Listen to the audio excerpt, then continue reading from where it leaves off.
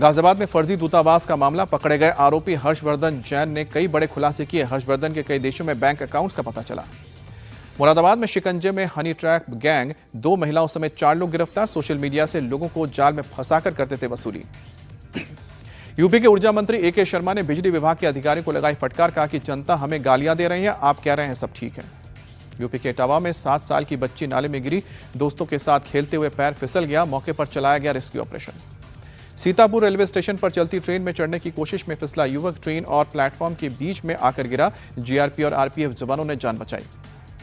रंगलाई पत्नी को पीठ पर लाद कर डीएम ऑफिस पहुंचे आजमगढ़ के दिव्यांग की कोशिश, आखिरकार घर तक जाने का रास्ता मिला, खरंजा लगवाने के भी आदेश। कोरिया गणराज्य के कार्यवाहक राजदूत सांग वू लीम पहुंचे अयोध्या, रानी हियो हांग ओक स्मारक पार्क का दौरा किया। अब देखिए बिहार की 20 बड़ी खबरें बिहार 2020 में। बिहार में वोटर लिस्ट रिवीजन का आज आखिरी दिन। चुनाव आयोग के मुताबिक गुरुवार तक वोटर्स लिस्ट का 99% काम पूरा हो चुका है। चुनाव आयोग के मुताबिक एसआईआर सर्वे में 21,60,000 वोटर पाए गए मृत, जबकि 31 लाख वोटर दूसरे राज्यों में स्थायी रूप से शिफ्ट हो चुके हैं। चुनाव आयोग का दावा, बिहार में वोटर लिस्ट रिवीजन का मतलब है कि एक भी योग्य वोटर ना छूटे। बिहार में 1 अगस्त को नई वोटर लिस्ट का ड्राफ्ट होगा जारी। संसदीय कार्य मंत्री विजय कुमार चौधरी बोले, संशोधन के लिए 1 महीने का मिलेगा वक्त। वोटर लिस्ट रिवीजन पर बिहार विधानसभा में बवाल, तेजस्वी बोले, एसआईआर में किसी भी बिहारी का नाम वोटर लिस्ट से ना कटे, अगर घुसपैठिए आए हैं तो सरकार जिम्मेदार। तेजस्वी यादव ने चुनाव बहिष्कार की धमकी दी, कहा कि हमारे पास कोई रास्ता नहीं बचा, सभी दलों के लोगों से इस पर करेंगे चर्चा। डिप्टी सीएम सम्राट चौधरी बोले, किसी बिहारी का नाम नहीं कटेगा, लेकिन कोई घुसपैठिया बिहार में नहीं रहेगा। तेजस्वी यादव की धमकी पर चुनाव आयोग का जवाब, कहा कि क्या बहिष्कार के डर से जिम्मेदारी ना निभाए, जो फर्जी वोटर हैं वो हटेंगे। कांग्रेस के सांसद केसी वेणुगोपाल ने तेजस्वी का बचाव किया, कहा कि देश में मौजूदा हालात की वजह से वो ये कहने पर मजबूर हुए।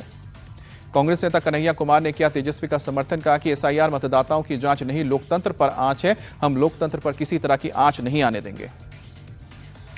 जब नकली वोटर ही नहीं रहेंगे तो चुनाव कैसे जीतेंगे, ललन सिंह का तेजस्वी पर हमला। बिहार के हाजीपुर में केंद्रीय मंत्री नित्यानंद राय का तेजस्वी यादव पर पलटवार, कहा कि वोटर लिस्ट में कोई धांधली नहीं हो रही है, आरजेडी कांग्रेस हार के बहाने ढूंढ रही है। जेडीयू नेता नीरज कुमार ने वोटर लिस्ट रिवीजन के मामले पर आरजेडी और कांग्रेस को बताया राजनीतिक रुदाली, कहा कि यह संविधान का अपमान है। राजद नेता तेजस्वी यादव के बयान पर गोरखपुर सांसद रवि किशन की प्रतिक्रिया, कहा कि उन्हें पता चल गया है कि वो हार रहे हैं और एनडीए की सरकार जीत रही है। बिहार विधानसभा में जमकर हंगामा, नौबत गाली गलौज तक पहुंची। नेताओं ने एक दूसरे को गुंडा, लुटेरा, उचक्का, बद्दर तक कहा। विधानसभा में तेजस्वी और सम्राट चौधरी में तीखी बहस। सम्राट चौधरी ने कहा, जिसका बाप अपराधी वो क्या बोलेगा। तेजस्वी का पलटवार, कहा कि सदन में मुझे गाली दी गई है, हिम्मत है तो मुझे जेल भेजे या गाली दे। प्रशांत किशोर समेत जनसुराज के 9 नेताओं पर एफआईआर, 2000 अज्ञात लोगों पर मुकदमा दर्ज। विधानसभा के घेराव के दौरान पुलिस के साथ हाथापाई का आरोप। मुजफ्फरपुर में जमीन विवाद में कबाड़ कारोबारी की गोली मारकर हत्या, गुस्साए लोगों ने आरोपी के घर के बाहर खड़ी गाड़ियों में लगाई आग। और अब देखिए राज्य की 20 बड़ी खबरें राज्य 2020 में। हैदराबाद के बंजारा हिल्स इलाके में प्रदर्शन कर रही बीजेपी नेता माधवी लता को पुलिस ने हिरासत में लिया। माधवी लता मंदिर तोड़े जाने के खिलाफ समर्थकों के साथ कर रही थी शांतिपूर्ण प्रोटेस्ट। ममता बनर्जी का फिर केंद्र सरकार पर अटैक, कहा कि बांग्ला बोलने के चलते अगर किसी को जेल भेजा जाता है तो वो बर्दाश्त नहीं। कोलकाता में सड़कों पर उतरे यूथ कांग्रेस के कार्यकर्ता, राज्य में बिगड़ते लॉ एंड ऑर्डर को लेकर ममता सरकार के खिलाफ प्रदर्शन। त्रिपुरा में सीपीआईएम का प्रदर्शन, स्मार्ट मीटर और बिजली के बढ़ते बिल के खिलाफ सड़कों पर उतरे कार्यकर्ता। महाराष्ट्र के पुणे में दौंड लोक कला केंद्र में फायरिंग, पुलिस ने 3 बदमाशों को गिरफ्तार किया। राजस्थान के जामवा रामगढ़ में पिता ने की बेटी की हत्या, शव को बोरवेल में डाला, पुलिस पिता को हिरासत में लेकर पूछताछ कर रही है। बोरवेल से बच्चे के शव को निकाला गया। मध्य प्रदेश के नर्मदापुरम में एटीएम से धोखाधड़ी करने वाले गिरोह का पर्दाफाश, पुलिस ने बिहार के रहने वाले 4 आरोपियों को पकड़ा। मध्य प्रदेश के 3 जिलों में सरकारी काम में अब अजब गजब घोटाले, कहीं पर 120 रुपए का 1 लड्डू बटा तो कहीं पर 4 लीटर पेंट लगाने में 233 कामगार लगे। अमृतसर में पुलिस और बदमाशों की मुठभेड़, पुलिस की जवाबी कार्रवाई में हिस्ट्री शीटर बदमाश घायल, स्नैचिंग और फिरौती के मामले में भी तलाश। कर्नाटक के तुमकुर में रेडी पटरी वालों को भी जीएसटी नोटिस, ऑनलाइन ट्रांजैक्शन पर एक सब्जी कारोबारी को 14.5 लाख का नोटिस आया।